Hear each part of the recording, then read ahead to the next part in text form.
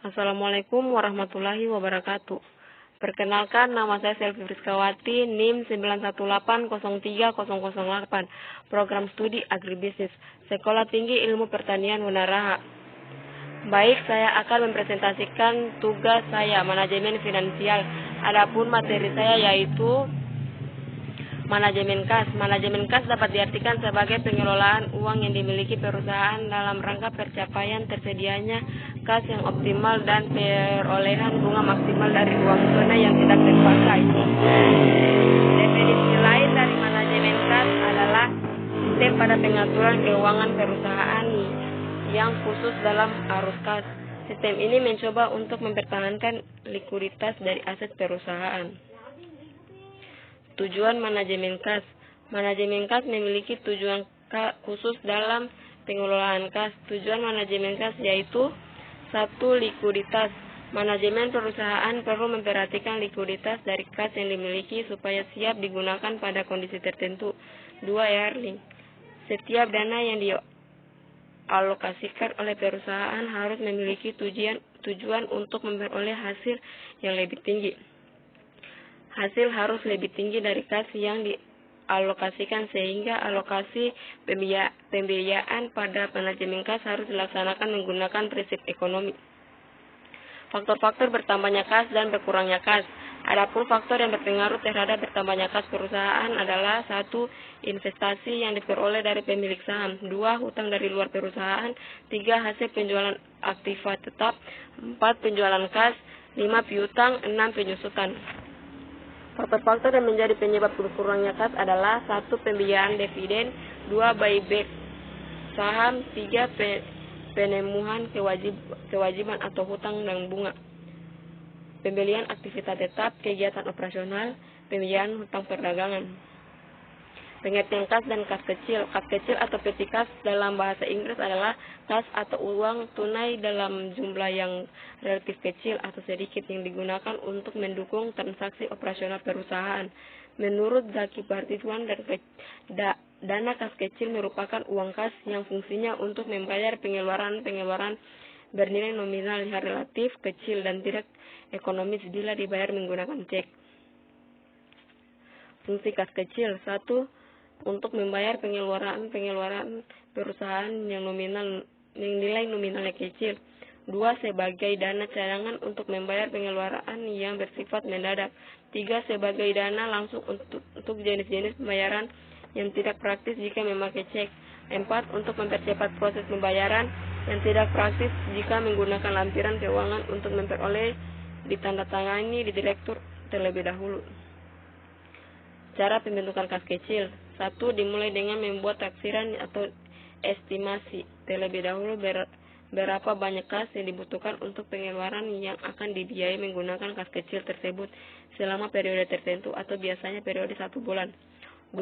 Selanjutnya perusahaan akan mengisi dana kas kecil dengan mencairkan dana dari rekening bank. Pada sistem pengendalian internal harus ada pemisahan antara pengelolaan dana kas kecil dengan pengelolaan dana kas pusat atau kasir umum.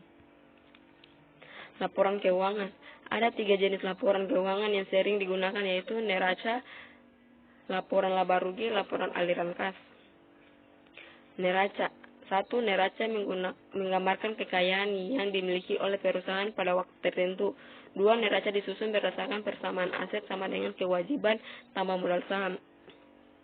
3. Sisi kiri meringkaskan kekayaan yang dimiliki perusahaan, sementara sisi kanan meringkaskan sumber dana yang dipakai untuk membeli aset tersebut. 4. Laporan keuangan laba rugi diharapkan bisa memberikan informasi yang berkaitan dengan tingkat keuntungan, resiko, fleksibilitas keuangan, dan kemampuan operasional perusahaan. Tingkat keuntungan mencerminkan prestasi perusahaan secara keseluruhan. Resiko berkaitan dengan ketidakpastian hasil yang akan diperoleh oleh perusahaan. Fleksibilitas berkaitan dengan kemampuan perusahaan untuk menyesuaikan terhadap kesempatan atau kebutuhan tidak seperti yang diharapkan, atau kemampuan penyesuaian. Kemampuan operasional mengacu pada kemampuan perusahaan menjaga aktivitas perusahaan berdasarkan tingkat kegiatan tertentu. Laba sama dengan pendapatan biaya. Laporan aliran kas atau cash flow. Laporan aliran kas meringkas aliran kas masuk dan keluar perusahaan untuk jangka waktu tertentu. Laporan aliran kas diperlukan karena dalam beberapa situasi laporan laba rugi tidak cukup akurat menggambarkan kondisi keuangan perusahaan. Laporan aliran kas ingin melihat aliran dana, yaitu berapa besar kas masuk, sumber-sumbernya, berapa kas keluar, dan kemana kas tersebut keluar. Karena itu, item-item dalam laporan aliran kas dikelompokkan ke dalam 3 bagian besar, yaitu 1. Aliran kas dari kegiatan operasional, 2. Aliran kas dari kegiatan investasi, 3. Aliran kas dari kegiatan penandaan. Pada waktu menganalisis laporan keuangan, beberapa hal perlu diperhatikan. 1. Manajemen keuangan perlu melihat tren atau perkembangan dalam laporan keuangan. Laporan keuangan 5 atau 6 tahun ke belakang barangkali bisa digunakan untuk melihat adanya tren-tren tersebut. Lebih spesifik lagi, jika tren menunjukkan perkembangan yang lebih baik, maka perusahaan barangkali berada pada jalur yang tepat dan sebaliknya. Angka-angka yang berdiri sendiri akan sulit ditentukan, baik tidaknya angka pembanding diperlukan untuk melihat apakah angka tertentu itu baik atau tidak baik. Salah satu contoh angka pembanding yang sering digunakan adalah rata-rata industri atau rata-rata yang diperoleh dari perusahaan-perusahaan lain yang bergerak di sektor usaha yang sama. 3. Dalam analisis perusahaan, membaca dan menganalisis laporan keuangan dengan hati-hati adalah penting. Diskusi atau pernyataan-pernyataan yang melengkapi laporan keuangan seperti diskusi strategi perusahaan, diskusi rencana ekspansi atau restrukturisasi merupakan bagian integral yang harus dimasukkan ke dalam analisis. 4. Manajemen keuangan memerlukan informasi tambahan yang tidak tersedia di laporan keuangan sehingga membuat analisis lebih tajam. Contoh, analisis perkembangan pasar.